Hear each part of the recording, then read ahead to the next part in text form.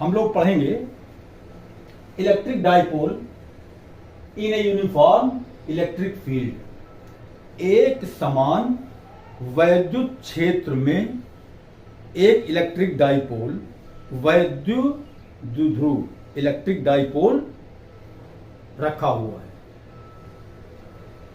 अब जरा सा इसकी फिगर बना लें तो कुछ बात समझ में आए कि हम क्या कह रहे हैं और क्या करना चाह रहे हैं। पहले तो हम बनाएंगे कि एक वैद्युत क्षेत्र है जो किसी दिशा में समान रूप से स्थित है। इसका मतलब यह हुआ कि कोई एक चार्ज रखा हुआ है जिस चार्ज की वजह से इलेक्ट्रिक फील्ड डेवलप हुई है। हमको उस चार्ज से मतलब नहीं है जो चार्ज रखा हुआ है, हमको मतलब केवल है कि कोई इलेक्ट्रिक फील्ड है, वैद्युत क्षेत्र है। अब ये देखिए हम फिगर बनाते हैं। एक ये हमारा वैद्युत क्षेत्र हो गया, एक समान यूनिफॉर्म, ऐसा नहीं कि कहीं पर कम है और कहीं पर ज्यादा है। ये हमारा एक समान वैद्युत क्षेत्र हो गया।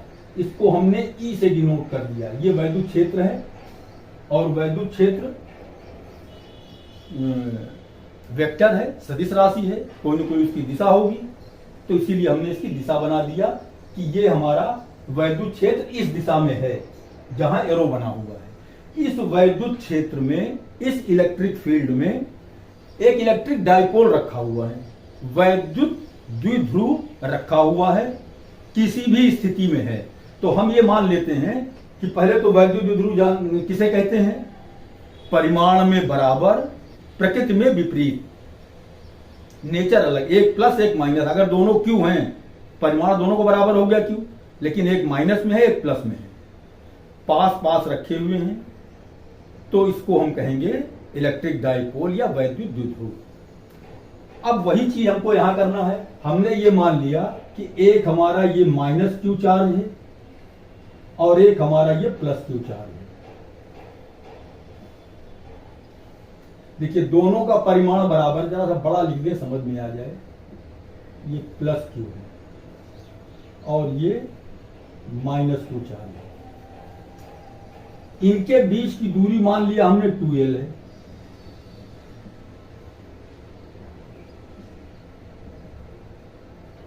और ये इसका मध्य बिंदु हो गया, मिड पॉइंट हो गया। इसको हमने नाम दे दिया O से। मेरी समझ से इतनी बात तो बहुत आसान है, ये सबकी समझ में आ गई होगी, कोई बड़ी चीज तो है नहीं। हमने एक वैद्युत क्षेत्र बनाया, एक इलेक्ट्रिक फील्ड बनाया, उसका एक डायरेक्शन दे दिया, इसमें हमने एक इलेक्ट्रिक डाइपोल को रख दिया। अब ये इलेक्ट्रिक डाइपोल जो रखा हुआ है वैद्युत द्विध्रुव, इसका आघूर्ण क्या होगा? ये भी पढ़ाया जा चुका है कि वैद्युत द्विध्रुव का आघूर्ण क्या होता है? किसी एक आवेश, कोई एक चार्ज और उनके बीच की जो दूरी है, इसको हम आपस में गुणा कर देते हैं तो हमको वैद्युत द्विध्रुव आघूर्ण मिल जाता है। ये पढ़ाया जा चुका है। Q क्या है? कोई एक चार्ज। हमको इसके मैग्नीट्यूड से मतलब है, परिमाण से मतलब है, दिशा से मतलब नहीं है। कोई चाहे ये आवेश ले चाहे ये ले, दोनों बराबर हैं तो Q ले लिया। इनके बीच की दूरी 2L है तो हमने उससे गुणा कर दिया। ये हमारा क्या हो गया? वैद्युत द्विध्रुव आघूर्ण। P बराबर 2LQ।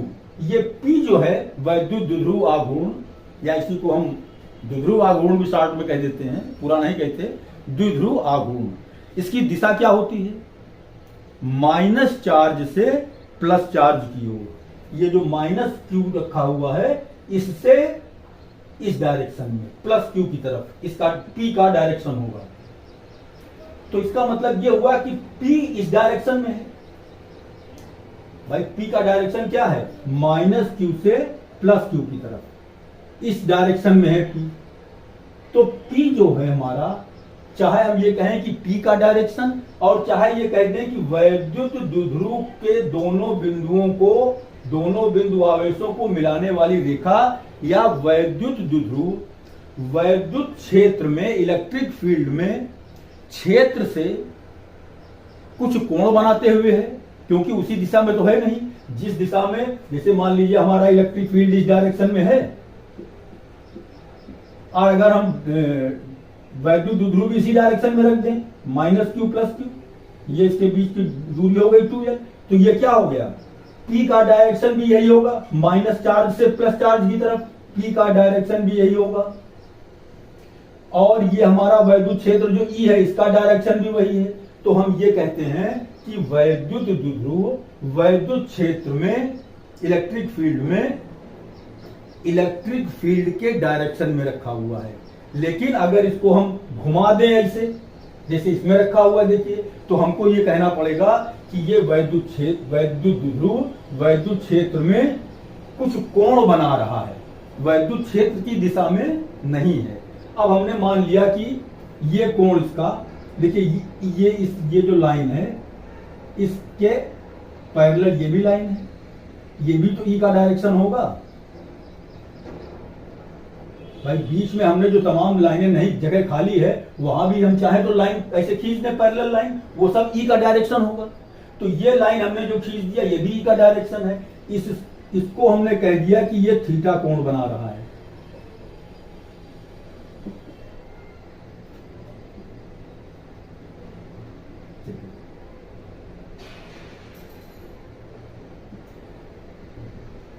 अब देखिए हमारा ये इलेक्ट्रिक डाइपोल जो है, ये कहां रखा हुआ है, वैद्युत क्षेत्र में रखा हुआ है, इलेक्ट्रिक फील्ड में रखा हुआ है, इलेक्ट्रिक फील्ड से थीटा कोण बनाते हुए रखा हुआ है।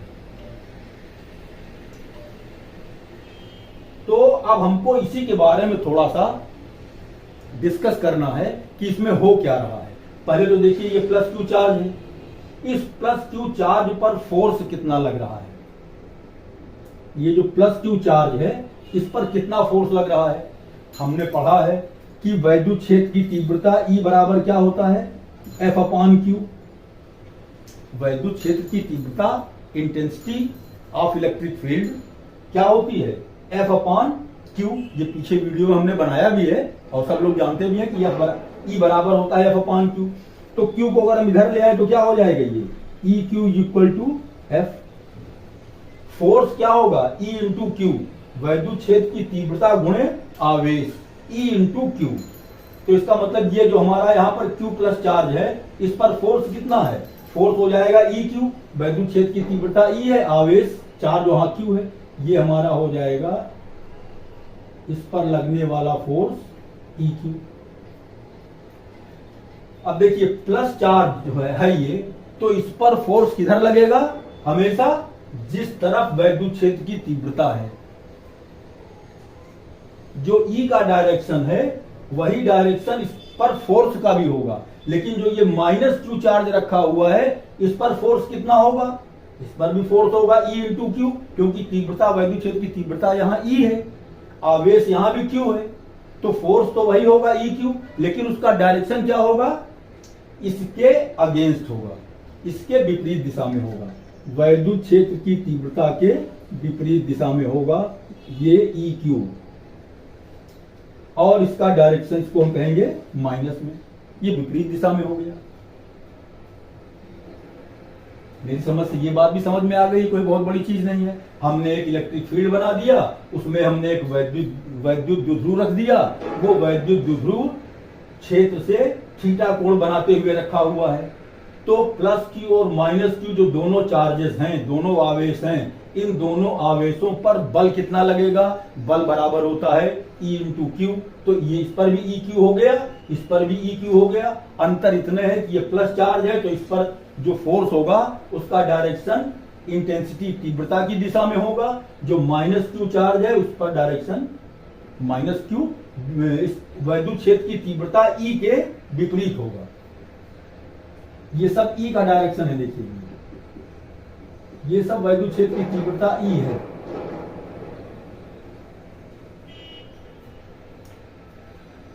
अब अगर इतनी बात समझ में आ गई, तो अभी हम ये देखें कि ये EQ और EQ, इन दोनों का काम क्या है।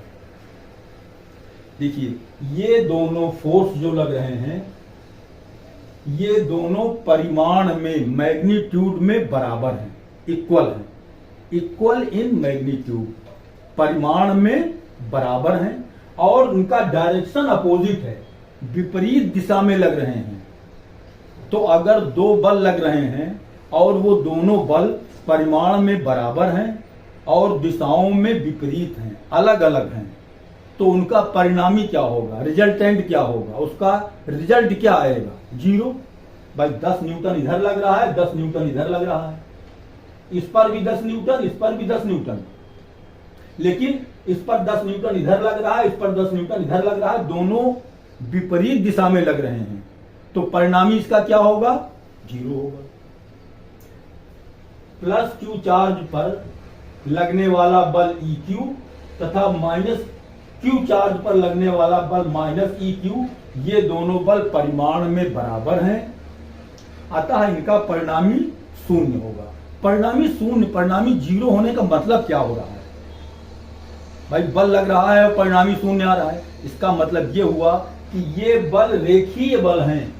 कैसे बल हैं ये, रेखीय बल, लीनियर फोर्स, एक लाइन में लग रहे हैं, तो इनका काम है कि लीनियर डिस्प्लेसमेंट कराना, रेखीय विस्थापन कराना। लेकिन जब परिणामी शून्य हो रहा है, इसका मतलब कि रेखीय विस्थापन शून्य हो रहा है। EQ, या इसको हम नाम दे दें मान लो थोड़ी देर के लिए F1, और इसको हम कह दें F2। बल F1 और F परिमाण में बराबर तथा दिशाओं में विपरीत हैं, दिशाओं में विपरीत, अलग अलग डायरेक्शन में, अतः इनका परिणामी शून्य होगा। इनका परिणामी क्या होगा, शून्य होगा। देखिए अब परिणामी शून्य होने का मतलब मैं समझाना चाहता हूं क्या हो रहा है। देखिए ये जो बल दोनों लग रहे हैं ये लीनियर फोर्स हैं, रेखीय बल हैं, एक रेखा में लग रहे हैं, ये भी और ये भी। तो परिणामी शून्य होने का मतलब हुआ कि परिणामी रेखीय विस्थापन शून्य होगा, रेखीय विस्थापन शून्य होगा। रेखीय विस्थापन शून्य होने का मतलब ये हुआ कि ये वाला प्लस क्यू जो है इधर नहीं चला जाएगा, ये वाला माइनस क्यू जो है वो इधर नहीं चला जाएगा। रेखा में इसका विस्थापन, F1 और F2 रेखीय बल हैं, F1 और F2 रेखीय बल हैं, जिनका परिणामी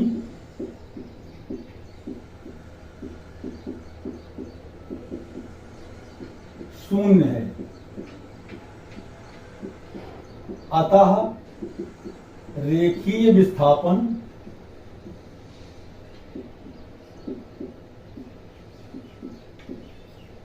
नहीं होगा।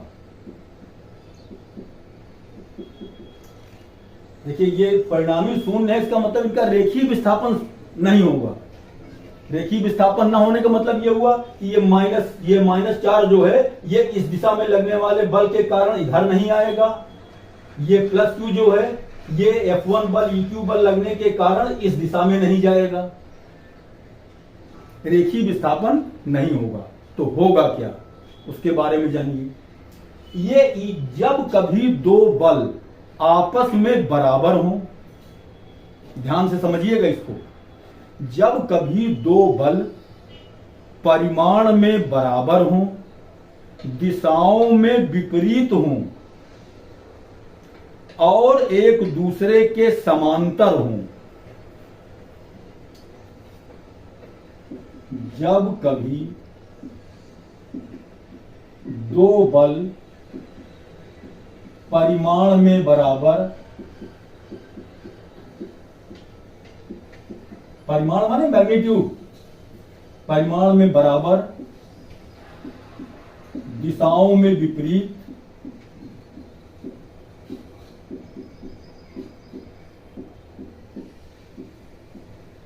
तथा एक दूसरे के समांतर हों, एक दूसरे के समांतर हों, पैरेलल हों, तब वे बल युग्म का निर्माण करते हैं। बल युग्म का निर्माण।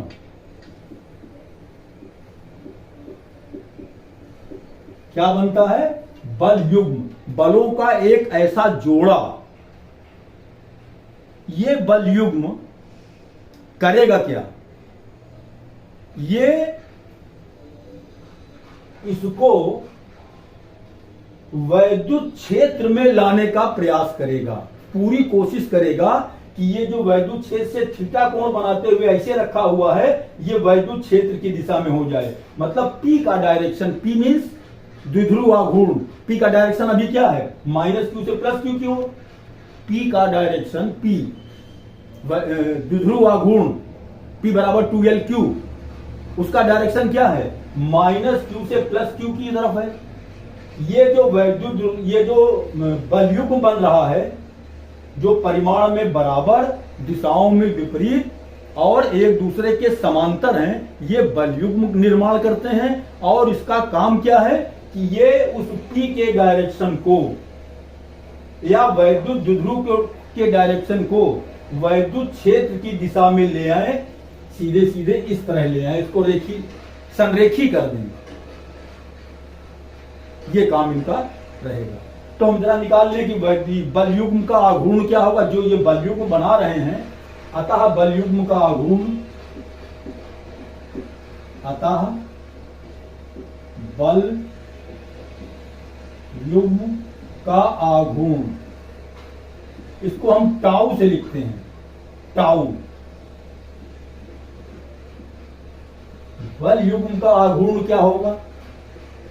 ये जो EQ और EQ प्लस, ये EQ प्लस में है, या ये वाला EQ जो माइनस का मतलब क्या हुआ? डायरेक्शन अलग है उसका, बस यही माइनस से मतलब है। माइनस का मतलब ये हो गया कि ये वाला F1 और F2 ये दोनों अलग अलग डायरेक्शन में है। माइनस का मतलब सिर्फ इतने बस समझिए।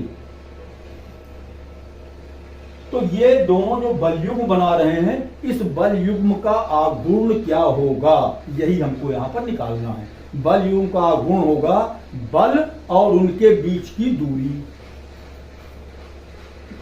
बल गुणा बलों के बीच, बलों के बीच की लंबवत दूरी। बस ये ध्यान रखिएगा, लंबवत दूरी। देखिए ये बलों के बीच की जो दूरी, जो 2L दिख रहा है, ये दूरी नहीं है। ये F1 इधर लग रहा है, F2 इधर लग रहा है, तो इनके बीच की दूरी ये 2L नहीं होगी। इनके बीच की लंबवत दूरी का मतलब हुआ कि इन दोनों पैरेलल जो लाइनें हैं F1 और F2 की, देखिए ये F2 की लाइन ये है, इसको थोड़ा सा और आगे बढ़ा दें, इससे हमने इसको चाहे पीछे की तरफ बढ़ा सकते हैं ऐसा। ये देखिए ये लंबवत दूरी हुई, इसका नाम दे दिया हमने A, बिंदु A है, इसका नाम दे दिया हमने B, इसका नाम दे दिया हमने C। अब लंबवत दूरी कितनी है? BC। अब इसी BC का मान हमको निकालना है, क्योंकि बल तो हमको मालूम है, चाहे ये वाला ले ले EQ, चाहे ये वाला बल ले ले EQ, परिमाण में दोनों बराबर तो हैं, तो EQ ले लेंगे ये वाला EQ ले लेंगे। बस फर्क क्या है कि बलों के बीच की जो लंबवत दूरी है, यही हमको निकालना है। अब देखिए बलों के बीच की दूरी, इनके बीच की दूरी निकालने के लिए ये दूरी कितनी हुई? BC। तो इसको तो हम कह सकते हैं, देखिए बल कितना है? EQ इंटू दूरी कितनी है? B into BC। ये दूरी BC हो गई। अब BC कैसे निकालेंगे? हमको एक ये समकोण त्रिभुज मिल रहा है BCA। BCA में यहां पर देख लीजिए, इसको हम बता दे रहे हैं, समकोण त्रिभुज BCA में, BCA में कर्ण क्या है हमारा? AB। AB का स्क्वायर या सीधे सीधे हम ऐसे निकाल लें BC अपान AB, BC अपान AB। देखिए ये थीटा कोण है, थीटा के सामने ये हो जाएगा हमारा परपेंडिकुलर, लंब हो जाएगा, ये हमारा AC हो जाएगा बेस, आधार हो जाएगा, और AB क्या है, हाइपोटेनस, कर्ण है ये। तो थीटा के सामने ये लंब हुआ, लंब बटे कर्ण, BC अपान AB, BC अपान AB, लंब बटे कर्ण क्या होता है, साइन थीटा। ये हमारा हो गया साइन थीटा। तो BC बराबर क्या होगा, AB साइन थीटा, और AB कितना है 2L, ये हमारा हो जाएगा 2L साइन थीटा। देखिए BC का मान हमने निकाल दिया, इनके बीच की लंबो दूरी ये हमारा यहां पर हो जाएगा, देखिए EQ into 2L sine theta. ये टाउ का मान आ गया। टाउ है क्या, जो ये EQ और EQ ये दो बल जिनका परिणामी शून्य था,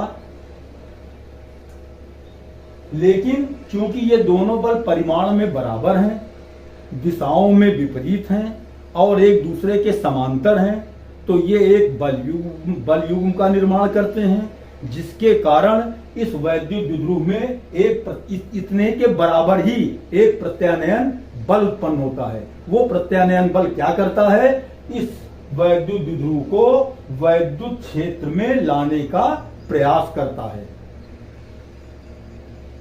मेरी बात को फिर से समझिए इसको, कि ये जो EQ और EQ दोनों माइनस EQ और प्लस EQ हैं, ये दोनों बल परिमाण में बराबर हैं, दिशाओं में विपरीत हैं, एक दूसरे के समांतर हैं, तो ये एक बल युग्म का निर्माण करते हैं। इस तरह के बल जहां कहीं आपको मिले वो हमेशा बल युग्म का ही निर्माण करेंगे।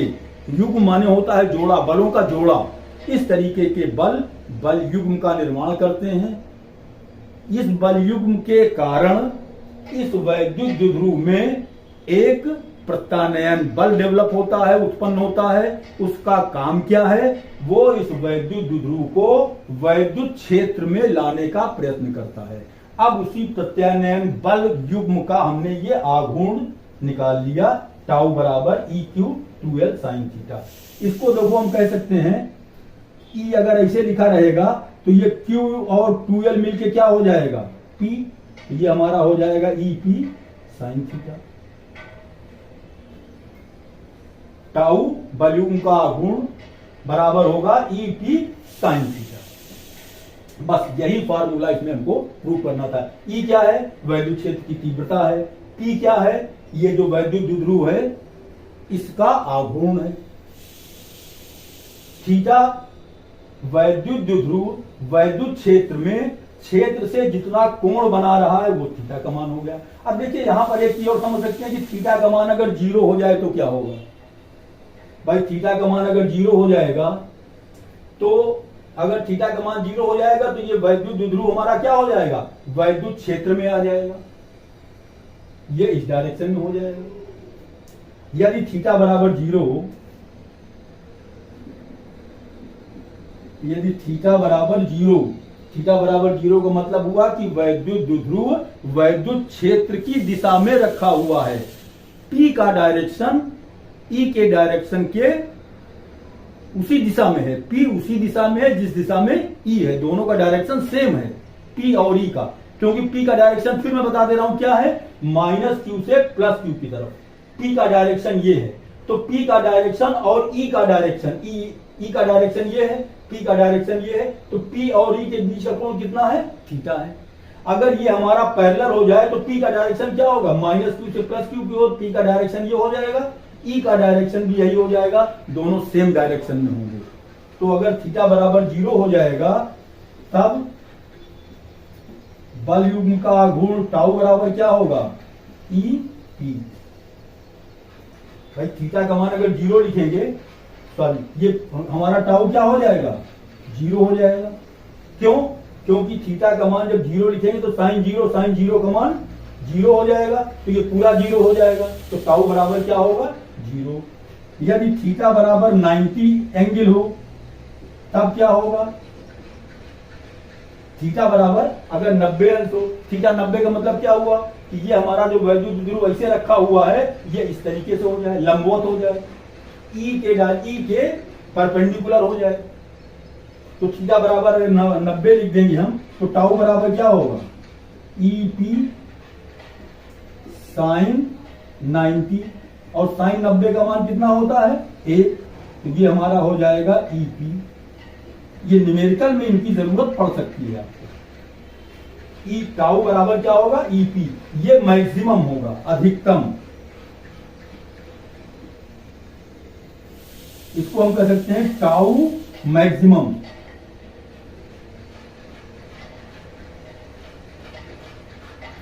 अधिकतम बल युग्म का जो आघूर्ण है वो अधिकतम कब होगा, जब इलेक्ट्रिक डाइपोल वैद्युत द्विध्रुव वैद्युत क्षेत्र में क्षेत्र के लंबवत रखा हो, थीटा का मान 90 हो, तब उस समय बल युग्म का आघूर्ण टाउ का मान अधिकतम होगा। और अधिकतम मान कितना होगा, E इंटू पी होगा। और अगर थीटा का मान 0 होगा तो ये इसके समांतर होगा, वैद्युत द्विध्रुव वैद्युत क्षेत्र की तीव्रता के दिशा में होगा। उस समय बल युग्म का जो आघूर्ण होगा टाउ, उसका मान 0 होगा। तो मेरी समझ से ये मैंने अच्छी तरीके से समझा दिया है। अगर इसके बाद भी किसी की कोई समझ में नहीं आया, कहीं किसी पॉइंट पर कोई डाउट है, तो आप कमेंट में लिखिएगा, मैं उसको फिर अच्छे ढंग से दूसरा चाहे वीडियो बनाना पड़े या कोई छोटी मोटी समस्या होगी तो मैं कमेंट बॉक्स में वैसे ही उत्तर लिख के आपको समझा दूंगा, क्लियर कर दूंगा। लेकिन इस चीज को अच्छी तरीके से समझ लीजिए, इंपॉर्टेंट चीज। अब देखिए इसी पर एक न्यूमेरिकल लगा लेते हैं तो कुछ चीज और समझ में आ जाती है।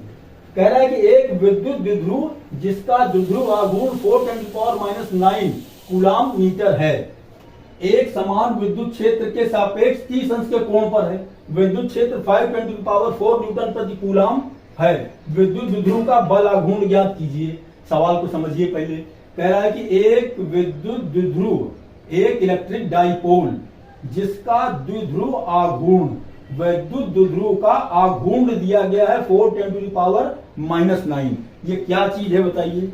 सॉल्यूशन में हम लिखेंगे ये 4×10⁻⁹ जो लिखा हुआ है ये क्या है, 4×10⁻⁹ कूलाम मीटर जो दिया गया है सवाल में, ये है क्या, द्विध्रुव आघूर्ण।